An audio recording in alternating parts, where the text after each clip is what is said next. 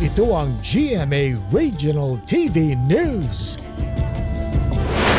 May init na balita rin ng GMA Regional TV tungkol sa paghahanda para sa undas at live mula sa Careta Public Cemetery sa Cebu City, si Cecil Kibod Castro. Cecil? Salamat, Rafi. Andito tayo ngayon sa Careta Catholic Cemetery na isa sa mga pinakamalaking sementeryo dito sa Cebu City.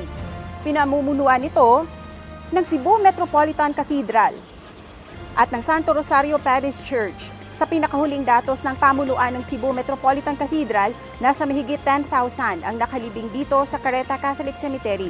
Sa ngayon, may mangilan-ngilan nang nandito para paghandaan ng undas. Sinimula na ring iset up ang iba't ibang help desk bilang paghahanda sa inaasahang pagdagsa ng mga tao na magsisimula ngayong araw. Rafi, isa din sa mga unique features dito sa Careta Catholic Cemetery ay ang libingan ng mga Espanyol, na kung tawagin ay Asociación Benéfica Espanyol de Cebu. Ito ay makikita sa gitna ng sementeryo at para ito sa mga Filipino-Spanish families dito sa Cebu City.